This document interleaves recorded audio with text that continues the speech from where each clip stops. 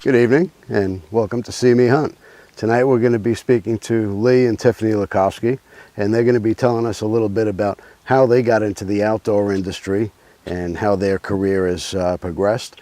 And we're going to talk to them a little bit about how year after year they continue to bag these huge bucks. Here we go. All right, I'm Chris Avena. I'm here with Lee and Tiffany Lakosky. They really need no introductions, but thanks for taking the time to speak with me today. Oh, yeah. Well, thanks Glad for to having be me. here. Well, you guys are up for several awards tonight.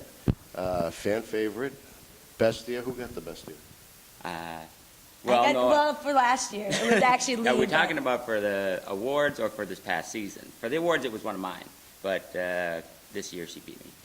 Is there like a competition? between No, you guys? actually not at Got it. all. But every once in a while, if I do shoot a bigger one than him, it's usually I'm excited because it's probably one of my bigger deer ever. So that's what I'm so excited about. But Yeah. no, So, no you shoot competition. the deer and you like walk behind the tree. You do like a little. No, I shoot the deer and I walk up to the deer and do the dance. We call it the happy dance. Yeah, no right. shame about that. For me. Right. Well, you guys are up for awards every year. How do you build up to that? I mean, how do you get started in the industry? Well, we got started actually kind of by accident. We were just, I was an engineer and Tiffany was a flight attendant. I always filmed stuff, just for fun. I mean, not of each other, mostly deer and things like that. So then we came to like the ATA show. We met other guys from Real Tree, David Blanton and Michael and all those guys. And they said, man, you guys start shooting some video stuff for monster bucks. And I was just such a huge fan of that, that video. I could have died and went to heaven right there.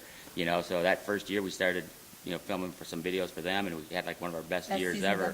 We shot like 5 deer on video, and they're all in focus and everything. That was a miracle even to do that. Yeah. And they started using them on videos, and the Drury started using some of our videos. And Don and Candy. Right, and kind of went from there, and it went. We'd done that for like 3 years, and finally something came to us and said, "Hey, we're thinking about doing a show. What do you guys think about hosting it?" We're like, "Well, I never really thought about it, but yeah, I guess we can give it a shot." And here we are, whatever, 12 years later, still doing it. So That's awesome. yeah.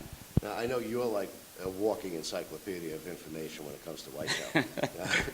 What is it that people that they don't do, that they should do, as far as game cameras and things of that nature? Well, that's a good point. There's I guess probably no really right or wrong answer to that, but I think what a lot of people do is they think about hunting during the hunting season, when the important part is really after the hunting season. And we were talking about that yesterday. We just went to a friend of ours, Jared, who lives in Illinois. He came out to our house last year, and he saw how much more food that I had, and it's on his farm. He's like, I just realized I got to put a lot more food in, So he did that this year, and we weren't planning on going. But then our season's done on January 10th, and in Illinois it goes another week. So I was like, I'm gonna pop down there and hunt for a few days. So we get down there, and I was all excited to see Jared and see his place and everything. He said, I didn't know anyone was coming, so I just took all my cameras down, so I'm not sure what's coming right now. And I said, Jared, that's a terrible idea. This is when you need to have your cameras out, because hunting season starts, like for me, when the actual hunting season's over on January 10th. January 11th is my actual hunting season where I do all the work. For the next season. You're right. So now that he had, season ends and your season starts. right, he had all the food there, and I was like, it doesn't make any sense to have all this food here. Whoops. I was like, it doesn't make any sense to have all this food here and then not know what's coming, because this is the only time of year, like in January and February when it's cold, that you can recruit your neighbor's deer in. And that's why you have food. And I said that you need to have those cameras running through all of January, February, March to find those new deer. So all of a sudden a big one moves in, you need to know he's there and be watching them and get those sheds. And if you run out of food in that place, like for us, we can bait we can feed them, not during the hunting season, but after the season. So then I'll put feeders out there if I need to. Whatever. Try to the longer you can keep that deer on your property, if you can get them there 2 or 3 months, that's with food. After the season, they're in the worst shape of their lives. After the rut, and when it gets cold and everything, they have no fat on them. Any deer we harvest, even in December, you pull that hide up and there's not a piece of fat on them. So they need to go to food. So they're just, if you got food, they're going to be there and regular. So you need to keep those deer there. Like we found over the years, if we can keep a deer on our farm 2 to 3 months, like from January, February, March, get to April, they stay there. You've relocated them to your farm. And that's the only time you can do that. As I told him, I said, Jared, this is the time this is when your hunting season actually starts. These are deer that you got to see what's left over, which new ones are coming in, find their sheds, get the pictures, and when a big one shows up, you need to work on keeping that deer on your farm, not letting him go back to where he came from. Now, this past season, at least where I am in New York, it was extremely warm. Yep, us too. And the deer were nocturnal. How do you change their feeding habits from being out at night to bringing them out in the day? You don't really, the thing that we found over the years is, when we first started down at our farms in Iowa, a lot of the deer we were shooting were right at last light. I mean, we were always bumping up against camera light because, cameras would run out of light back in those days, and they still do. Like, back then it was about half an hour almost, you'd run out of camera light. Now they've gotten a lot better, but you still lose the last 10 minutes. And we were just missing a lot of deer that we couldn't film because they were coming out at last light. And now we hardly ever have that problem. And the reason is that we're there all the time. And it almost sounds counterintuitive. We used to do all the articles and everything that, no pressure, keep no pressure on your farms and stuff like that. And that's not the way that I think about it anymore. You need consistent pressure year round. So you see deer that live in suburb areas. They live in people's yards. They're out in their driveways. They see those people 25 times a day going in and out. We learned that. We have a feeder out in front of her mom's house. We put out there, and when we first put it out there, it'd come at 2 in the morning, and if you walk by the window, they'd run. And now they lay in her yard. You got 170 deer laying in her yard, and we can let our dogs out and they come in. Yeah. So see, they get used to that. So if you're not on your property at all for 9 months of the year and hunting season comes and bang, you're in there, boom, they know something's different, they start going nocturnal. So for us, like on our farms, we go out and I check my feeders and cameras and check in my field and stuff, like 2 or 3 times a week. I'm out there all the time. So they get used to that. So when we get to hunting season, we hunt it the same way, 2 to 3 times a week in those fields hunting.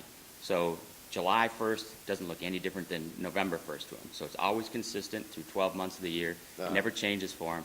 And those deer grow up that way. So like within 5 or 6 years of us doing that, every buck that we have there had been there for 5 years. So they have learned that hey, there's people in here all the time, but it's okay, just the same way that it is in the suburb areas. It's retraining them. Right, exactly. So, you may not do it to those deer that are already nocturnal right away, but over time, doing that, the ones that grew up that way, grew up on your farms, that we watched from 2 to 3 to 4 or 5, 6. I mean, the deer she shot this year had been there. He was 7 this year, and oh, wow. He'd been there, since we started paying attention to him at 3. So those deer, we've known them very well, and they know us very well. We go, every time I go check a camera, a feeder, we go to the feeder and I shake it or hit the button and throw some out on the ground, throw some sugar beet crush out on the ground all summer, to make sure they're working. And you look at those cameras, 2 minutes after we're gone, the deer are in there. Because they know that I'm doing that. Kind of like, bears. You go hunt bears and you start baiting bears, that you get eventually by, the second week, you drive your four-wheeler and they hear a four-wheeler coming, the bears are coming in to get the food right away. They know the food's there. And so they kind of associate me over the whole year with food for them and things, so they know your sense. It helps when you go hunting. It's not like you can walk up to them and 20 yards and they're going to stand there and they're still going to run from you. But then you do all the scent control stuff when you're hunting, and they smell you. So many times they put the nose up, do the stomp, but then they go through.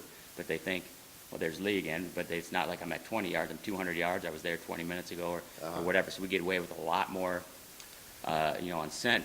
how important is scent control? Well, it's very. I mean, everyone who's a deer hunter knows, and the thing is you can never totally eliminate it.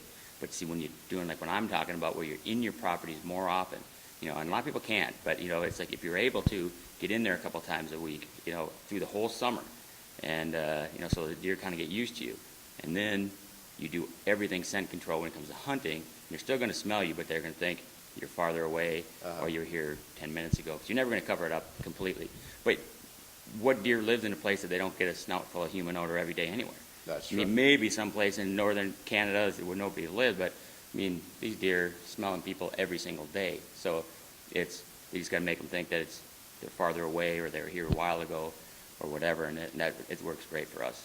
Is that your favorite game to hunt, whitetail, or is there something else that... Well, that's a tough question, because if I could only hunt one thing, it would be whitetails. But since we get to hunt whitetails a lot, and I'm around them all the time at home, I really love like elk hunting, just because it's like a big turkey, but have giant horns and stuff. So, it's one of those things. It's like I enjoy it because I love elk hunting and all kinds of, we just went on a Kodiak bear hunt. Now that's my new favorite hunt and stuff like that. But if I could only hunt one thing, it would certainly be whitetails. I don't know about you. Well, I mean, I think, like you said, they all kind of mean different things. You know, we're going duck hunting at the end of the week here, or Okay. after we leave the show, and it's like, for me, I just love watching our dogs work and stuff, you know, all year long to get them out. So, but yeah, I mean, it's got to be whitetails. That's where we live. Yeah. Always has I'm a been wild hog whitetails. type of guy. Love hunting them hogs. The hog, and See, we've we've never never- hunted we've never hogs. done that. No, They're never so hunting much hogs. fun. Yeah. I'm doing with a crossbow next week, so. Nice. Oh, yeah, it should be fun. For sure. Very nice. You know, this is the most you've ever said, when I, come up to talk to you guys. Usually it's Tiffany they're talking about. It depends on what you Yeah, ask it's just, about. it depends what the question is. Yeah. When it comes to food plots and deer strategies. Yeah, it's Lee's your normally man on me, that. and Everything else, it's normally Tiffany.